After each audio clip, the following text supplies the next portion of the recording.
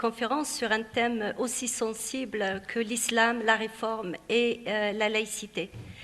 C'est un exposé que je donnerai sous forme de 4 parties. La première, je l'ai intitulée « La religion de Dieu ». La deuxième, « Les causes de l'échec ». La troisième, « La véritable réforme ». Et la quatrième, « Islam et laïcité ». Je commence donc par la première.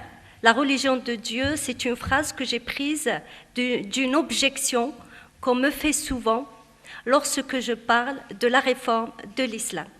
On me dit souvent, l'islam, on ne peut pas réformer l'islam car c'est la religion de Dieu. Cette phrase, pour moi, révèle 2 choses. La première, c'est que la personne ne distingue pas, volontairement ou involontairement, entre la religion qui existe auprès de Dieu selon la foi musulmane et la religion qui existe dans la réalité humaine.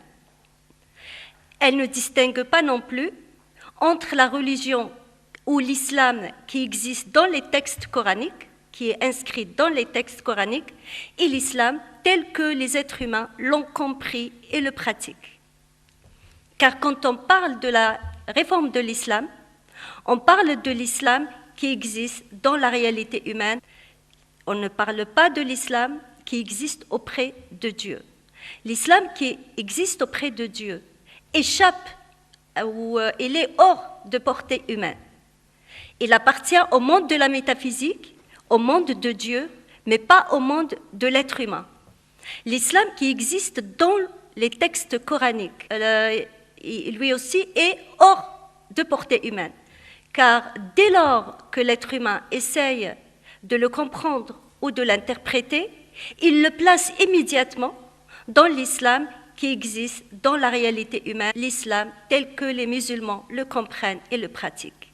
Autrement dit, quand on parle de l'islam, de la multiplicité de l'islam, on parle toujours de la multiplicité sur le plan horizontal. On cite l'islam chiite, l'islam soufi, l'islam sunnite, et on oublie souvent que l'islam est aussi multiple sur le plan vertical. Sur le plan vertical, selon la foi musulmane toujours, il y a un islam auprès de Dieu, un islam qui existe dans les textes coraniques, c'est le même islam que Dieu a envoyé aux musulmans selon la foi musulmane, et ensuite l'islam qui existe dans la réalité humaine, celui que les musulmans comprennent, tel qu'ils le comprennent, tel qu'ils le conçoivent et tel qu'ils l'appliquent.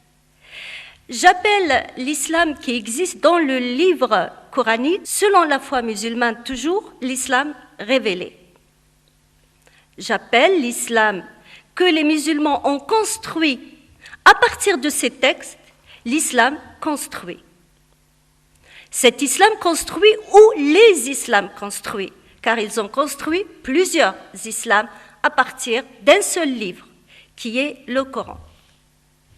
Quand on parle de la réforme de l'islam, donc je reviens à ce que j'ai dit tout à l'heure, il s'agit de l'islam qui existe dans la réalité humaine, c'est-à-dire l'islam tel que les musulmans l'ont construit. Autrement dit, un islam qui porte en lui une part humaine. Et c'est cette part humaine qui est concernée par la réforme.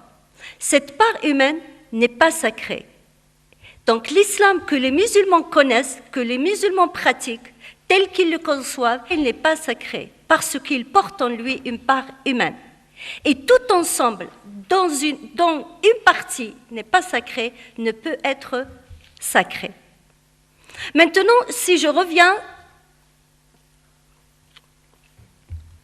sur le plan théologique, quand on dit que l'islam, on ne peut pas réformer l'islam car il est la religion de Dieu, cela revient à dire que la personne croit que l'islam qu'elle connaît, l'islam qui existe dans sa réalité humaine, est équivalent à l'islam qui existe auprès de Dieu. Pour que cela soit possible, il faut que le savoir humain soit équivalent au savoir divin. Et dans ce cas, on va directement à l'encontre du principe de l'unicité.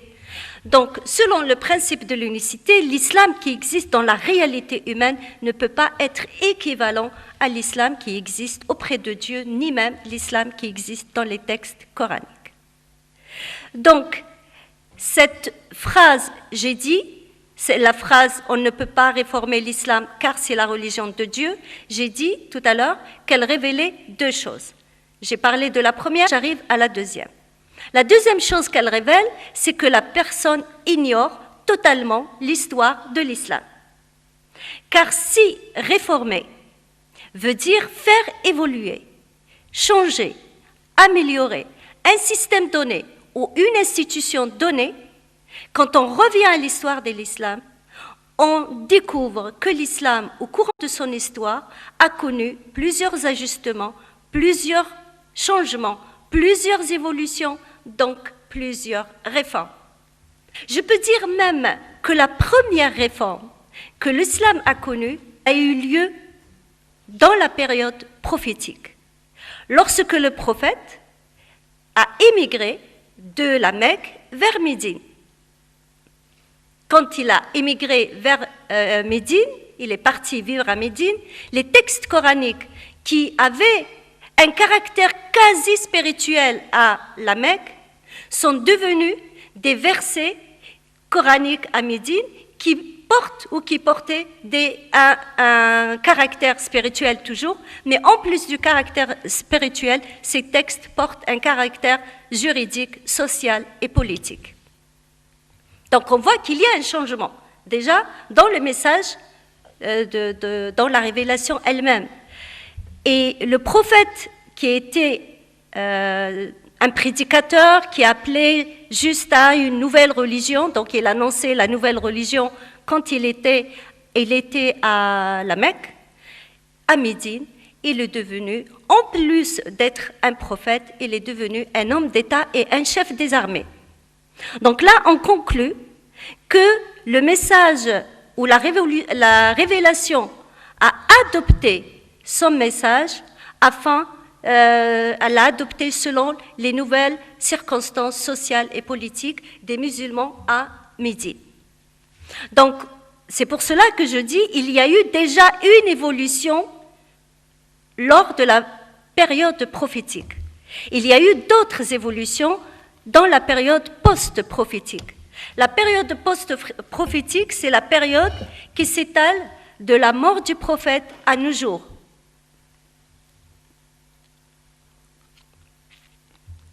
Pendant cette période, lorsque le prophète est mort, l'islam est sorti de l'Arabie saoudite pour s'implanter et s'installer dans d'autres pays. Et j'aimerais rappeler tout simplement que ce ne sont pas les Arabes qui sont partis s'installer sur d'autres territoires ou dans d'autres territoires, mais c'est l'islam qui est parti. Et ces nouvelles populations qui ont adopté l'islam, chacune l'a adopté ou l'a adapté selon sa culture, selon ses traditions. Donc, toutes les populations ont adopté plus ou moins l'islam selon ses traditions et selon sa culture. Donc, il y a eu des évolutions, il y a eu des changements. Certains changements étaient très importants au point où ils ont donné des islams à part entière, comme ce qui s'est passé, par exemple, en Irak, et ça a donné l'islam soufi. L'islam soufi est né à Bassora, à Bagdad, en Irak.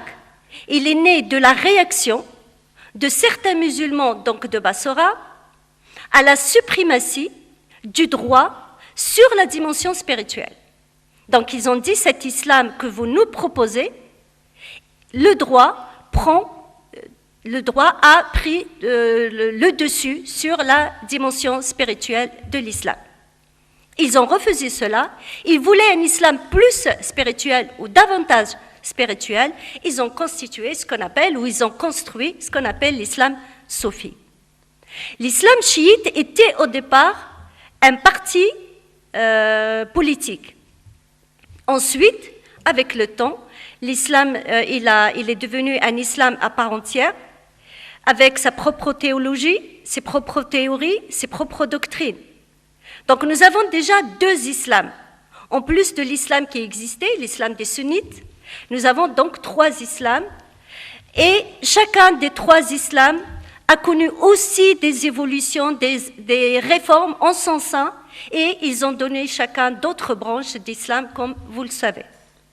Donc nous voyons comment il y a eu plusieurs changements, plusieurs évolutions. Au IXe siècle, on arrive au IXe siècle, les conservateurs, et à leur tête Ibn Hanbal, qui est né en 750, mort en 855, je pense, si je ne me trompe pas. Non, je pense qu'il y a une erreur dans la date. Il est né en 780, mort en 855. Donc Ibn Hanbal, on voit qu'il a vécu au IXe siècle, a lancé, avec les conservateurs, une réforme de l'islam. Il a lancé cette réforme de l'islam contre les soufis, contre les rationalistes, contre toutes les autres manières de comprendre, de pratiquer l'islam qu'il considérait comme étant hérétique, comme étant une déviation du vrai islam, de l'islam des premiers musulmans. Cette réforme conservatrice ou des conservateurs a réussi à s'imposer pratiquement dans tout le monde musulman, notamment en Afrique du Nord, au Moyen-Orient. Elle s'est imposée vers la fin du XIIe siècle. À ce moment-là, elle a éliminé les rationalistes, les mu'tazilites qui étaient des rationalistes. Elle a éliminé les rationalistes, mais elle n'a pas éliminé les soufis. Pourtant, ces docteurs de l'islam conservateurs, c'étaient les ennemis les plus farouches du soufisme. Mais ils n'ont pas éliminé le soufisme, bien au contraire, ils ont conclu une forme de compromis entre eux et le soufisme et les soufis. Un compromis selon lequel les soufis arrêtent de dire à la population musulmane ou aux populations musulmanes que la pratique juridique de l'islam n'était pas importante, et les juristes ferment les yeux sur les pratiques soufis qu'ils considéraient comme hérétiques, notamment le culte des saints. Donc il y a eu une coexistence entre le soufisme et les juristes qui a duré longtemps. Et cette coexistence a donné, par exemple, le Maghreb, a donné ce qu'on appelle le malikisme à tendance soufie, ou un soufisme à tendance malikite. Cette coexistence, j'ai dit qu'elle a duré longtemps, jusqu'à l'arrivée des wahhabites au XVIIIe siècle. Donc, Mohammed ibn Abd al-Wahhab, qui est un Saoudien, a lancé une autre réforme, mais en réalité qui s'inscrit dans la même réforme que celle des conservateurs. Il a lancé une réforme parce qu'il voulait revenir à l'islam des premiers musulmans. Donc pour lui, l'islam a dévié du vrai islam, de l'islam pur des premiers musulmans, et il désignait évidemment les soufis et leurs pratiques superstitieuses ou les pratiques superstitieuses et le culte des saints qui sont le résultat de l'influence plutôt des confréries soufis. Donc il a lancé une réforme de l'islam afin de revenir avec l'islam à la religion des premiers musulmans. Nous sommes au XVIIIe siècle. La réforme wahhabite donc, est restée pendant presque 2 siècles, je dirais un peu cloîtrée en Arabie saoudite, jusqu'au XXe siècle, la deuxième plutôt moitié du XXe siècle, avec l'arrivée du pétrole, donc la découverte du pétrole dans cette partie du monde, qui a donné les moyens au wahhabisme de sortir donc de son territoire et de se répandre un peu partout dans le monde. Une autre réforme importante, c'est celle des intellectuels du XIXe siècle, la deuxième moitié du XIXe siècle et la première moitié du XXe siècle. Donc cette réforme a été lancée par des intellectuels qui voulaient réformer la société musulmane et ils se sont rendus compte qu'ils ne pouvaient pas réformer la société sans réformer l'islam. Donc très vite, ils se sont penchés sur l'islam afin de le réformer. La différence entre leur réforme et celle des wahhabites, c'est que les wahhabites, leurs réformes étaient tournées vers le passé. Ils voulaient repartir dans le passé à la recherche de l'islam des premiers musulmans. La réforme de ces intellectuels voulait être tournée vers l'avenir. Ils voulaient un islam plus moderne, plus adapté aux conditions de la société nouvelle qu'ils vivaient et de la civilisation nouvelle. Donc ils voulaient adapter l'islam, le rendre plus compatible avec la modernité. Voilà les réformistes du 19e, 20e siècle. Beaucoup, quand ils parlent de la réforme, de ces réformistes ou réformateurs, ils considèrent que leur mouvement s'est arrêté vers la fin de la première moitié du XXe siècle. En réalité, leur mouvement s'est prolongé au-delà de cette période. Donc, il a continué avec tout le long de la deuxième moitié du XXe siècle, mais peut-être avec certaines différences. Et aujourd'hui, on a encore des personnes qui se veulent des réformistes, mais qui ont aussi une autre façon de regarder la réforme. Donc quand on parle de réforme de l'islam ou des réformistes ou des mouvements de réforme, en réalité, il y en a beaucoup. Dans le mouvement de réforme de l'islam, il y a plusieurs mouvements. Donc ces mouvements, quand on revient au mouvement des intellectuels du 19e, 20e siècle, leur objectif, c'était de moderniser l'islam, de le rendre compatible avec la civilisation moderne. Ils n'ont pas réussi. Tout ce qu'on voit aujourd'hui autour de nous dit que ces réformateurs de cette époque-là n'ont pas réussi. C'est plutôt la réforme wahhabite qui a pu se répandre dans le monde musulman et même en Occident. Donc, c'est pour ça que j'arrive à la deuxième partie de mon exposé, les causes de l'échec. Mais avant juste d'aller vers les causes de l'échec, je voudrais peut-être donner quelques noms importants de ce mouvement de réforme du 19e siècle et 20e siècle. Nous avons Mohamed Abdou, Taha Hussein, Tahar Haddad, Ali Abdelraziq, mais il y avait aussi des femmes, ce sont des hommes, je viens de citer quelques hommes, mais aussi il y avait des femmes à cette époque-là qui, elles aussi, ont travaillé sur les textes, elles aussi avaient l'objectif de réformer l'islam. Et j'aimerais citer Aïcha Taïmour, qui est née en 1840-1902. Donc elle est née en 1902, c'est une écrivaine égyptienne et qui a remis en cause la compréhension traditionnelle des textes dans l'objectif de démontrer que les discriminations à l'égard des femmes, la cause de ces discriminations n'était pas les textes, mais la compréhension de ces textes. Il y avait aussi Malak Hifni Nassif, qui était dans dans le même courant. Elle est née en 1886, elle est morte en 1918. Donc, c'était les pionnières du mouvement féministe islamique.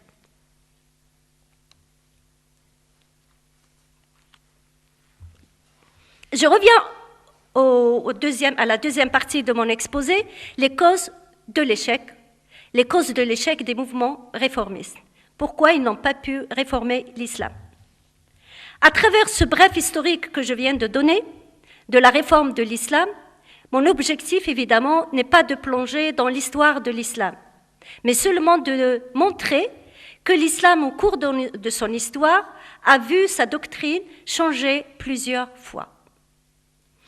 Même si, comme je l'ai dit tout à l'heure, le terme réforme ou réformiste, souvent, il n'est utilisé que pour désigner le mouvement ou les intellectuels du 19e siècle, 20e siècle. Deuxième partie du 19e siècle, première partie du 20e siècle, d'une part. D'autre part, même si les wahhabites, eux, considèrent que leur mouvement est un mouvement de réforme, ils l'appellent islah en arabe, qui signifie réparer ce qui a été abîmé en islam.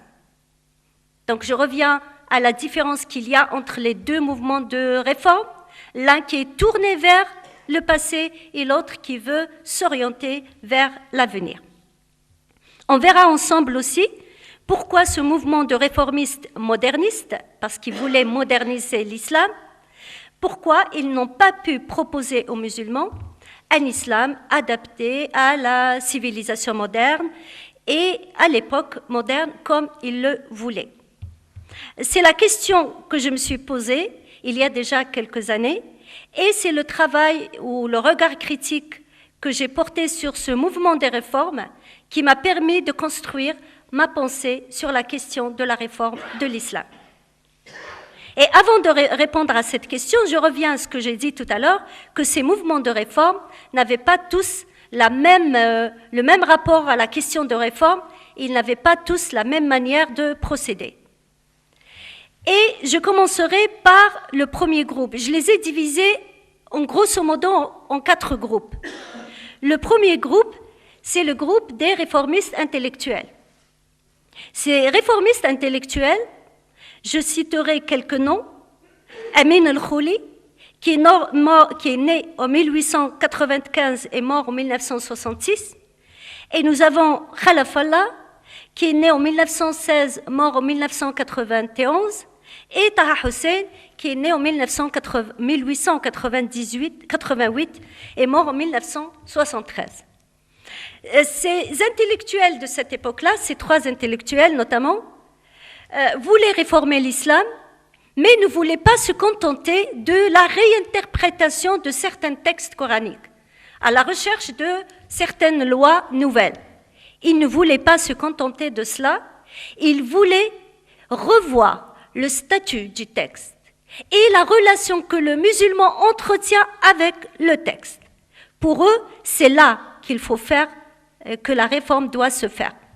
Donc ils voulaient revoir le statut du texte en utilisant la méthode des sciences humaines. Ces réformistes, évidemment, n'ont pas réussi et je peux expliquer leur échec par 3 éléments. Le premier, ils n'étaient pas nombreux. Le deuxième, la riposte des conservateurs était rude à leur égard. La troisième, c'est qu'ils s'adressaient à une société conservatrice qui était plus apte à écouter le discours conservateur que leur discours. Donc, ils n'ont pas réussi et ils ont eu beaucoup de problèmes, comme vous le savez. Donc, leur mouvement, je ne dirais pas qu'il a disparu totalement, parce que j'aimerais ajouter 2 noms qu'on pourrait encore ajouter à cette liste, qui sont ceux de Mohamed Harkoun et Nasser Hamed Abou Zaid. Donc les 2 voulaient davantage d'esprit critique, donc ils travaillaient surtout comment relancer l'esprit critique au sein de l'islam et de la pensée musulmane et comment libérer l'intelligence. Ce mouvement de réforme, évidemment, comme je viens de le dire, n'a pas réussi à s'imposer. Le deuxième groupe de ces réformistes, ou la deuxième catégorie, c'est la catégorie qui est représentée davantage par les docteurs de l'islam, les docteurs de la religion. Ce sont les docteurs de la religion qui ont rejoint très vite le mouvement de réforme du 19e, 20e siècle. Ces docteurs de la religion, eux aussi, prônaient la nécessité de réformer l'islam pour le moderniser et le rendre compatible avec la civilisation moderne et la civilisation de l'époque. Cependant, eux aussi n'ont pas réussi à s'imposer. Pourquoi ils n'ont pas réussi à s'imposer ? Quand on regarde ce mouvement de réforme, on constate que c'est un mouvement de réforme donc, qui appelle à réformer l'islam, mais ils n'ont pas pu réellement aller au fond de la pensée musulmane. Ils n'ont pas pu aller travailler au fond de la théologie musulmane, la théologie qui entoure l'islam, ils n'ont pas pu y aller pour l'interroger afin de pouvoir procéder à une réelle réforme de l'islam qu'ils souhaitaient. Donc, ils sont restés plutôt dans la réinterprétation des textes et même dans la critique de certaines pratiques d'ordre social. au lieu de travailler réellement sur la pensée musulmane, sur la théologie. Donc ainsi, comme je viens de dire, ils ont concentré leurs efforts sur l'interprétation de certains textes, d'autres, ils ont fait des critiques d'ordre social, sans pouvoir revoir les théories, les concepts de cette pensée musulmane, car ces concepts et ces théories, c'est elles ou c'est eux qui entourent l'islam et qui déterminent la compréhension des textes, d'une part, et la relation que les musulmans entretiennent avec les textes.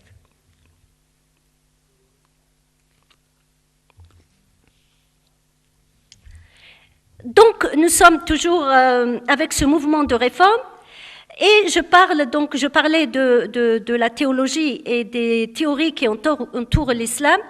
Parmi ces théories, la plus importante, c'est la théorie du Coran incréé. La théorie du Coran incréé qui a été tissée par les conservateurs afin de donner une légitimité théologique à l'idée de l'immuabilité de certaines règles juridiques. Donc, qu'est-ce que ça veut dire exactement la théorie du Coran incréé? Cette théorie veut dire tout simplement que Dieu n'a pas créé le Coran.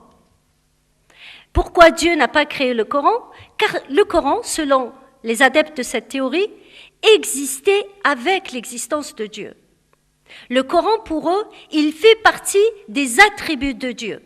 Dieu n'existe pas sans le Coran. Le Coran existe avec l'existence de Dieu. Donc, quand Dieu a créé le monde, il a créé toutes les autres créatures, le Coran existait déjà, donc il ne l'a pas créé. Il fait partie de lui. De ce fait, si le Coran n'est pas créé, si le Coran existait avant la création du temps et du monde, le Coran existe selon eux à l'extérieur du temps. Et s'il se situe à l'extérieur du temps, il n'est pas influençable par le changement du temps et par le changement du lieu. Voilà comment cette théorie donne une légitimité théologique à la question ou à l'immuabilité des règles juridiques, certaines règles juridiques qu'on appelle les règles de la charia, qui est, selon les docteurs de l'islam, inscrite dans des textes explicites. Donc, nous sommes avec la première théorie qui a beaucoup d'influence donc sur l'islam et comment les musulmans le pratiquent, le comprennent et la relation qu'ils entretiennent avec les textes. La deuxième théorie, c'est celle des salafs. La théorie des salafs qui considère que le savoir des salafs est une vérité absolue. Et les musulmans, tous les musulmans, quelle que soit cette génération, si elle cherche la vérité, elle doit la chercher chez les salafs, car c'est chez les salafs qu'elle la trouvera, car le savoir des salafs est parfait. Et donc c'est la théorie des salafs qui est une théorie, au fond, une théorie épistémologique, car elle s'intéresse à la connaissance, à la vérité. Donc on est vraiment dans une théorie épistémologique. Les deux théories pèsent beaucoup sur l'islam et sur cette partie de réformateurs de cette catégorie que je viens de citer. Donc même s'ils voulaient ou ils prônaient le changement de l'islam, la modernisation de l'islam, ils étaient toujours très attachés à ces deux théories, notamment la théorie des salafs ou ce qu'on appelle le salafisme.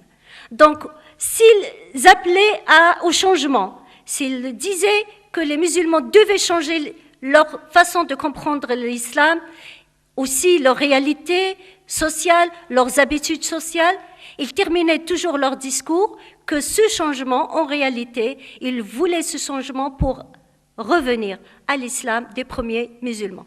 Donc, d'une part, ils disaient qu'ils voulaient la modernité, et d'autre part, ils insistaient sur le fait, quand même, cette modernité, ils la cherchaient, ils la voulaient, mais parce que c'est celle que les premiers musulmans voulaient également. Donc, on voit comment ils n'arrivaient pas à se détacher de cette théorie salafiste. Cette théorie salafiste, d'où vient le concept qui dit toute innovation est un égarement. Toute innovation, toute chose nouvelle dans le domaine de l'islam et de la compréhension de l'islam, nouvelle par rapport au savoir des salafs, est un égarement. Donc ce concept vient consolider la théorie des salafs.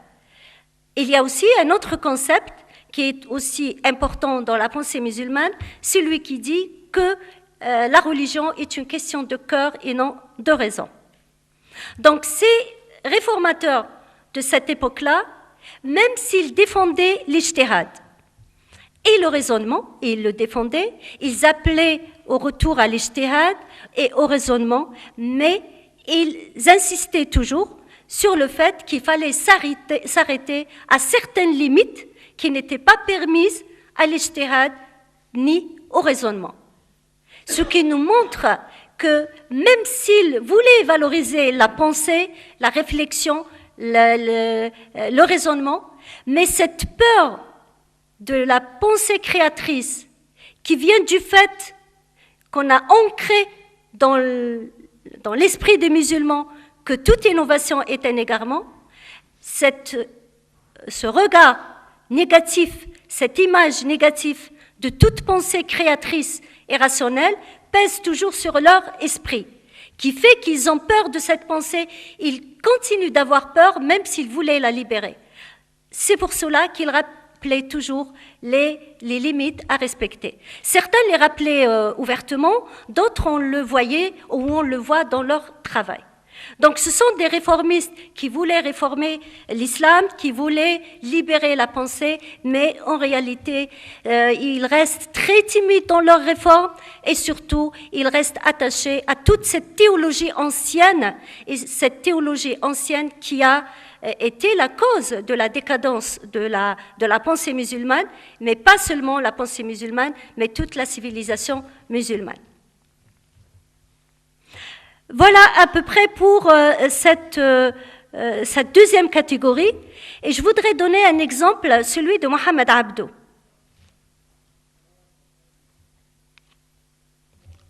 Pour illustrer un petit peu ce que je viens de dire, et pour qu'on comprenne un petit peu pourquoi leur réforme était une réforme, je dirais, plus superficielle. Elle est restée un peu superficielle, elle n'a pas été au fond des choses. Mohamed Abdou, qui est né en 1849, mort en 1905, est considéré comme le père de la Nahda et de la réforme. Mohamed Abdou est considéré comme le père de la réforme parce que, en effet, il a suscité plusieurs réformes, sociales notamment. Il a appelé à l'instruction des filles. Il voulait introduire les sciences nouvelles dans l'enseignement de l'Azhar. Il a critiqué la polygamie. Pour lui, la polygamie est très néfaste pour la famille, pour les enfants, la femme et même le mari. Il a critiqué le port du voile comme le portaient les Égyptiennes à l'époque. Pour lui, leur façon de porter le voile alourdissait leur mouvement au point où ces femmes ne pouvaient pas travailler, donc ne pouvaient pas gagner réellement leur vie, ce qui les mettait ce qui les exposait davantage à la pauvreté. Donc il a fait beaucoup de choses pour la société musulmane et la société égyptienne, mais on voit en réalité son travail il concernait davantage les habitudes sociales de l'Égypte à l'époque et du monde musulman que les règles de l'islam en elles-mêmes. Il n'a pas aboli la polygamie ouvertement, il n'a pas remis en question directement le port du voile, mais la manière de le porter. Si je reviens au langage juridique en islam, je dirais que Mohamed Abdou était dans ces exemples que je viens de donner, voulait réformer plus le fiqh que sharia. Sharia est considérée comme des règles juridiques inscrites dans les textes coraniques. Elles sont immuables selon les docteurs de l'islam. Par contre, le fiqh, ce sont toutes les lois qui expliquent comment pratiquer et comment appliquer ces lois de la sharia. Donc le fiqh est plus lié au fait aux habitudes sociales de chaque peuple. Donc on voit là qu'il était plus porté sur la réforme des habitudes sociales que de remettre en question réellement la sharia. Ce mouvement de réforme, comme je l'ai dit tout à l'heure, a connu un grand échec vers la fin du XXe siècle avec l'arrivée en force des mouvements conservateurs islamistes. On est à la deuxième moitié du XXe siècle. Mais cela ne veut pas dire que le mouvement de réforme ne s'est pas prolongé au-delà. Il s'est prolongé au-delà, nous avons encore d'autres réformistes, mais je préfère appeler cette période-là la période des nouveaux réformistes. C'est une période où il y a toujours des réformistes qui appelaient à la réforme de l'islam, à la modernisation de l'islam, afin de le rendre compatible avec la civilisation moderne, mais il y avait toujours les mêmes contraintes théologiques, la même façon de faire qu'on a vu chez la deuxième catégorie, et peut-être avec plus de conservatisme. On voit beaucoup plus de conservatisme qui commence à apparaître chez les nouveaux réformateurs. Au point où on arrive à des réformateurs vers la fin du XXe siècle qui parlent de la réforme tout le temps, mais en réalité ne réforment rien du tout. Je peux donner l'exemple de Tariq Ramadan. J'ai un article que j'ai écrit sur la réforme de Tariq Ramadan que vous pouvez lire sur mon site pour voir comment Tariq Ramadan prend la réforme. Il se présente comme un réformiste, mais en réalité, il ne réforme absolument rien du tout. Ou il ne réforme rien du tout de profond. On reste dans des réformes très superficielles. Et j'arrive à la quatrième catégorie de réformistes. Cette quatrième catégorie, je l'appelle les modernistes islamiques. Donc ce sont des modernistes, ils appellent à toutes les valeurs modernes, ils les prônent, ils veulent réformer l'islam, ils veulent le moderniser, mais selon les valeurs de l'islam. Ou, pour eux, il faut que cette modernité soit issue de l'islam. C'est une modernité islamique. Donc c'est un groupe de réformateurs qui ont prospéré surtout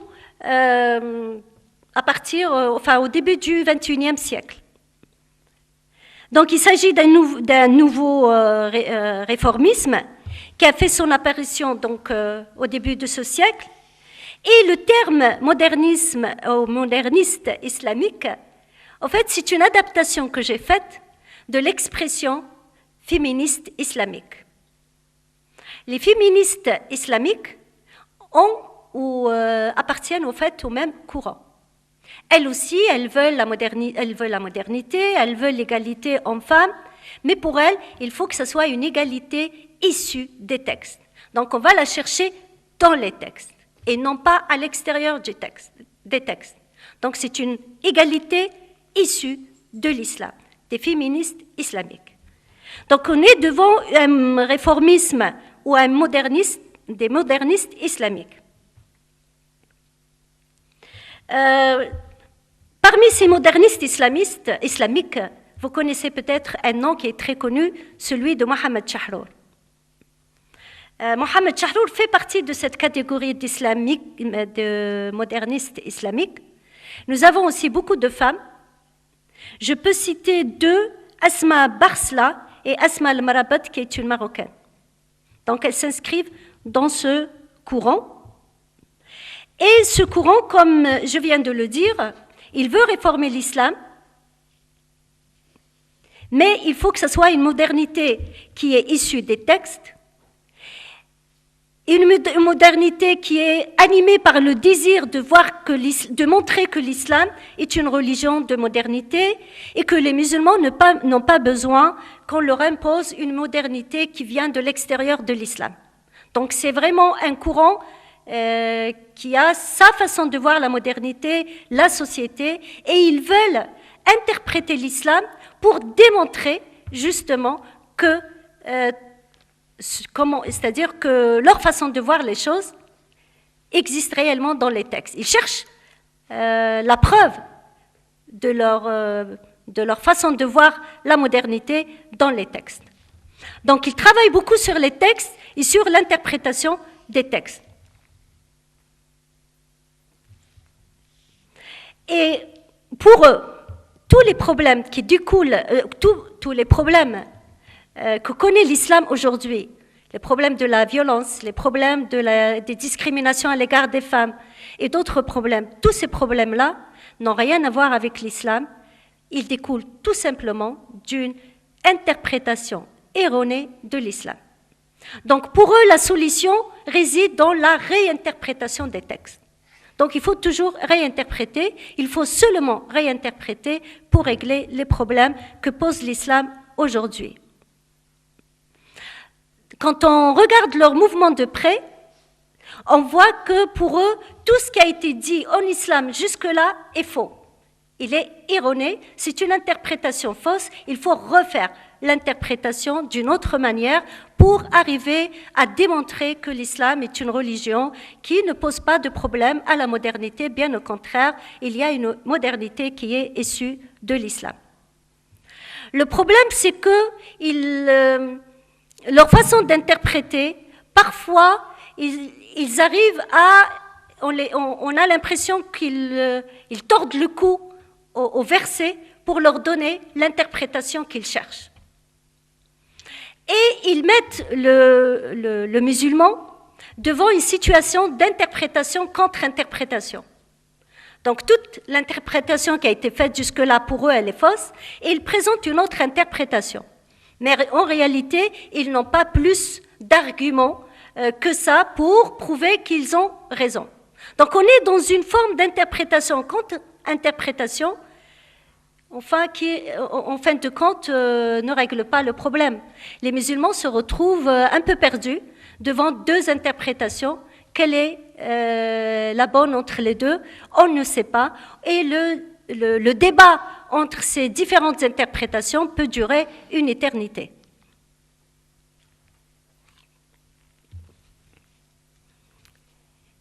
Et j'arrive à la troisième partie de mon exposé, que j'ai intitulé « La véritable réforme ». Cette présentation rapide des différents mouvements réformistes et les causes de leur échec est importante, car comme je l'ai dit tout à l'heure, ma pensée concernant la réforme de l'islam, elle a été nourrie par ce regard critique que j'ai porté sur ces différents mouvements de réforme. Donc c'est à partir de là que j'ai nourri ma propre pensée concernant la question de la réforme.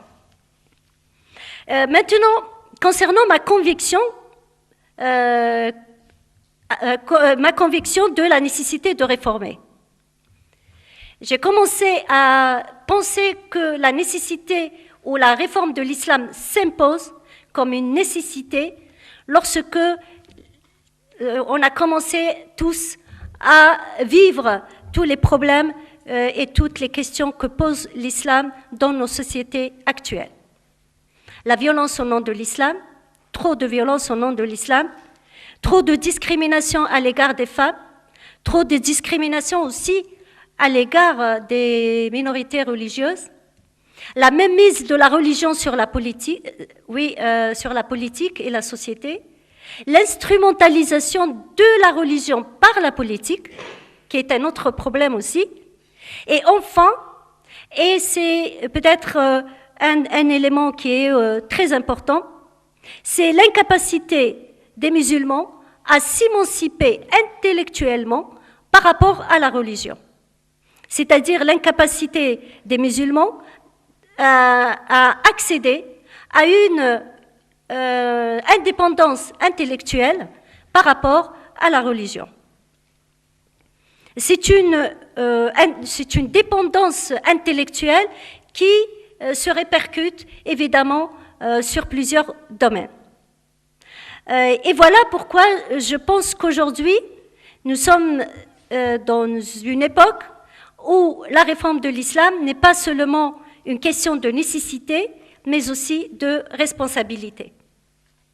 Donc la responsabilité des musulmans envers eux-mêmes,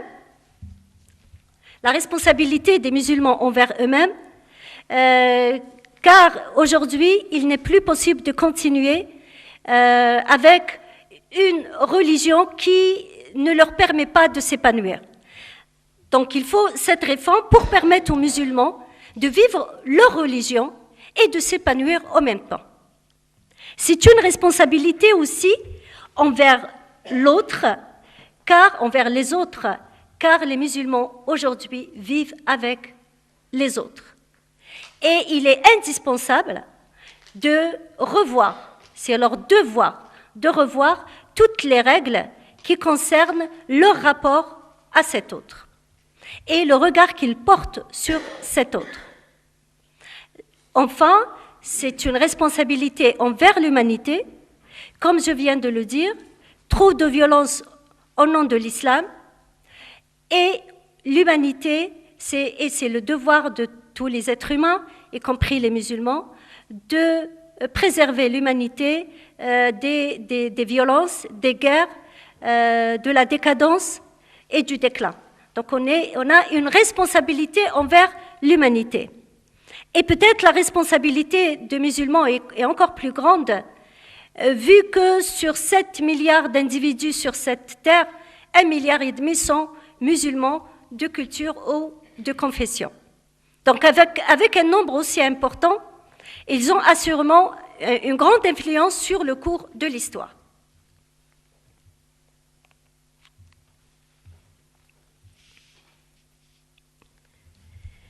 Donc leur responsabilité est très grande et la question de la réforme s'impose aujourd'hui plus que jamais. Mais c'est une réforme qui doit être, comme je le dis, une véritable réforme. Pourquoi une véritable réforme? Parce qu'il y a eu beaucoup de réformes qui n'ont pas pu réellement réformer, ou la seule qui a réussi vraiment à imposer sa réforme, c'est celle des conservateurs et des wahhabites qui ont réellement réussi. Donc, il faut que cette réforme soit une véritable réforme. Mais comment cette réforme véritable doit être? Elle doit être une réforme qui est capable de construire, à partir des mêmes textes, un islam nouveau, un islam qui répond aux exigences des musulmans de l'époque actuelle. Donc, à partir des mêmes textes, on peut construire un islam nouveau, comme les anciens ont construit leur islam à partir de ces textes-là. Pour cela, cette réforme doit être tournée vers l'avenir. Donc, on doit faire attention pour voir est-ce que cette réforme est tournée vers le passé ou vers l'avenir. Il faut qu'elle soit une réforme qui est tournée vers l'avenir.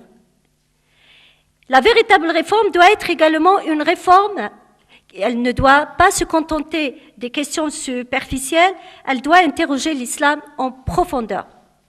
Donc elle ne doit pas se contenter de la réinterprétation de certains textes ou de la mise en cause de certains hadiths.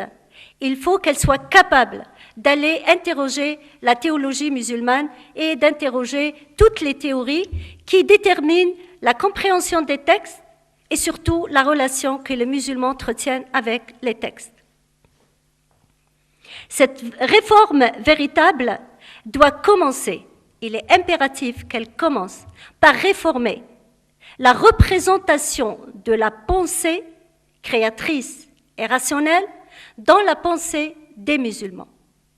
C'est-à-dire réformer déjà l'image qu'on a de la pensée créatrice et rationnelle. Il faut en finir avec l'image négative de la pensée rationnelle et créatrice. Il faut en finir avec la peur que les musulmans ont au fond d'eux. Dès lors qu'il s'agit de leur religion, ils ont toujours peur de cette intelligence, de cette pensée qui est créatrice et rationnelle. Donc il faut réformer d'abord cette représentation de la pensée dans la pensée des musulmans. Car je pense que, je ne le pense pas seulement, mais je suis vraiment convaincue de cela, toute la condition sociale, économique, politique, culturelle, intellectuelle, désastreuse des musulmans aujourd'hui et des pays musulmans vient du fait que cette pensée créatrice et rationnelle a connu une défaite la fin du XIIe siècle, et cette défaite continue encore aujourd'hui. Donc on est encore dans cette défaite de la pensée rationnelle et de la pensée créatrice, la pensée qui crée du nouveau. On a peur de la pensée qui crée du nouveau. Donc la situation désastreuse des pays musulmans et de l'être humain, le musulman, vient de cette défaite de la pensée créatrice et rationnelle qui a conduit à la défaite ou au déclin de la civilisation musulmane.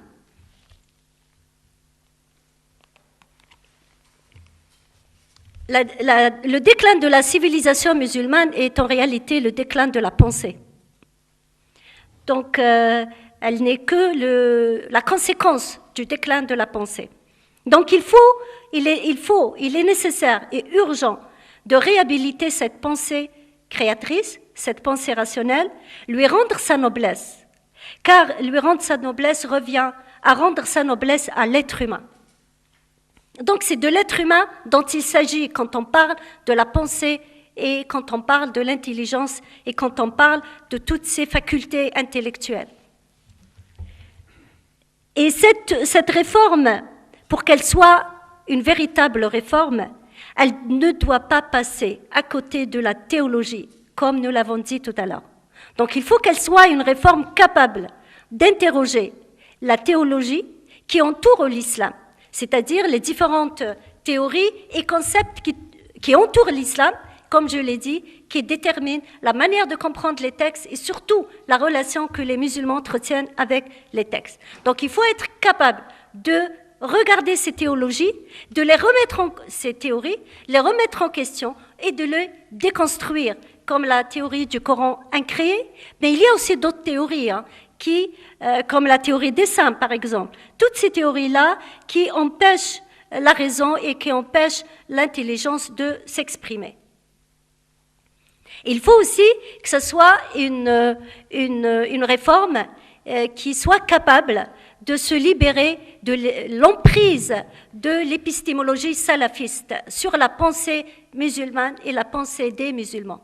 Il ne faut pas avoir peur de construire de nouvelles connaissances que les anciens ne connaissaient pas. C'est tout à fait normal qu'on puisse avoir des connaissances nouvelles dans tous les domaines, y compris dans le domaine religieux, que les anciens ne connaissaient pas. Personnellement, je ne dénigre pas le savoir des anciens. Je suis celle qui respecte le travail des anciens, mais je pense qu'ils l'ont fait avec leurs moyens de compréhension, avec les exigences de leur époque. Aujourd'hui, nous avons nos moyens de compréhension et les exigences de notre époque. Donc, il est tout à fait normal qu'on ait ce droit de construire, nous aussi, des vérités, des réformes, des connaissances que les anciens ne connaissaient pas. Donc, il faut sortir de l'emprise du salafisme et de l'esprit salafiste, parce que, comme vous avez vu, on le retrouve même chez les modernistes. Ils veulent moderniser. Il y a des modernistes qui défendent la démocratie, la laïcité, l'égalité homme-femme. Mais curieusement, ils terminent toujours leur discours par nous dire comme le faisaient les anciens. Cette modernité existait déjà, c'est les anciens. Donc tout ce qu'on cherche, même quand on veut aller vers la modernité, on voit cette emprise de l'esprit salafiste. Il faut donc se libérer de cet esprit salafiste. Et tout ce travail théologique que je viens de citer doit être suivi, évidemment, d'un retravail réel sur les textes. Il faut aussi travailler sur les textes. Travailler sur les textes ne signifie pas se contenter de les réinterpréter. Personnellement, je pense que la réinterprétation peut être intéressante, peut être nécessaire dans certains cas, mais elle n'est pas nécessaire ou possible dans tous les cas. Il y a des cas où l'interprétation n'est pas possible. Sinon, on tomberait dans interprétation contre interprétation et le débat peut continuer comme ça jusqu'à l'éternité. Donc, il y a des règles, il y a des situations où on n'interprète pas, mais on déclare tout simplement que la loi est obsolète et que le verset est caduc et on passe à autre chose de plus compatible avec notre notre époque. On peut même utiliser certaines valeurs qui existent dans les textes, mais ces règles, il faut déclarer tout simplement qu'elles sont obsolètes. Je peux vous donner tout simplement l'exemple des règles qui concernent la femme et qui considèrent que la femme est, toutes les règles qui instituent la discrimination à l'égard des femmes.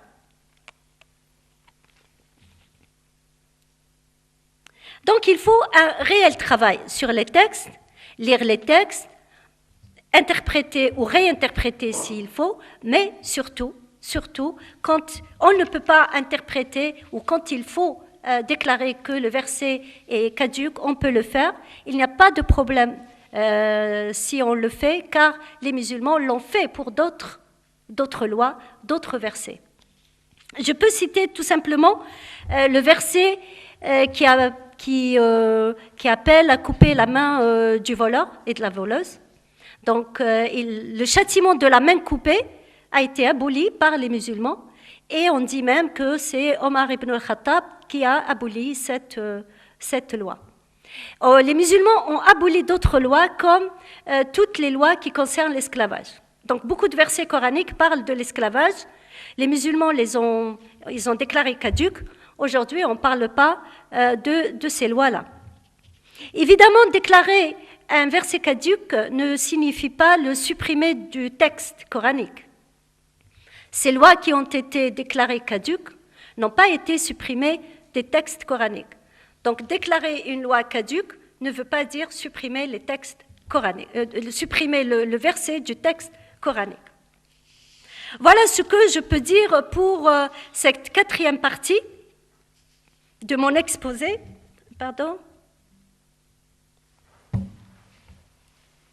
Et j'arrive à la troisième partie, qui concerne la laïcité et l'islam. Et là aussi, j'aimerais commencer cette partie par une objection que j'ai entendue ces jours-ci, qui est la suivante. Pourquoi perdre son temps à réformer l'islam alors qu'il suffit de faire respecter la laïcité? Et personnellement, je dis oui, certes, il faut faire respecter la laïcité, il faut même la protéger. En parlant de la France, la République française ne peut être forte qu'avec la consolidation de la notion de la laïcité. Parce que la République française est fondée sur des valeurs d'égalité, de justice, de liberté, qui ne peuvent se concrétiser que dans un système où l'État est neutre devant les confessions religieuses et non religieuses. Et d'autre part, parce que la France est un pays multiconfessionnel, multiculturel, et dans ce cas, elle ne peut consolider sa stabilité sociale et sa stabilité politique qu'en renforçant le principe de la laïcité, c'est-à-dire de la neutralité de l'État. Cependant, quand on parle de la réforme de l'islam, cela ne concerne pas uniquement les musulmans de France ou les musulmans d'Occident. Quand on parle de la réforme de l'islam, je parle d'une réforme qui concerne tous les musulmans, car elle concerne tout simplement l'islam en tant que religion. Donc c'est une réforme qui concerne tous les musulmans, car les musulmans qui vivent dans les pays musulmans sont eux aussi concernés par cette réforme, étant donné qu'ils ne sont pas à l'abri des bouleversements que connaît le monde actuel et ils ne sont pas insensibles aux questions ou aux problèmes qui se posent aujourd'hui au sein de l'islam. Donc ils ne sont pas insensibles à toutes ces questions. Ils sont donc concernés eux aussi par la réforme de l'islam. Quand je dis cela, cela ne veut pas dire que les musulmans ne sont pas concernés par la laïcité. Je pense que les musulmans sont concernés par la laïcité et nous allons de plus en plus vers des sociétés qui n'auront pas d'autre solution que de séparer la religion de la politique. Et les pays musulmans font partie de ces sociétés-là. Pourquoi les pays musulmans font partie de ces sociétés qui ont besoin de séparer la politique de la religion?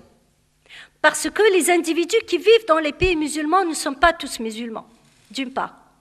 D'autre part, parce qu'au sein de l'islam, il y a plusieurs islams qui provoquent aujourd'hui des affrontements et des hostilités dont les musulmans peuvent se passer. Donc on ne peut pas vivre éternellement dans des pays musulmans où les chiites et les sunnites s'entretuent. Il faut donc arriver à séparer la politique de la religion afin d'arriver à des sociétés musulmanes plus apaisées sur le plan politique. Donc cet apaisement passera nécessairement par cette séparation entre la religion et la politique. La laïcité n'est donc pas une notion. La laïcité n'est pas une notion hostile à l'islam.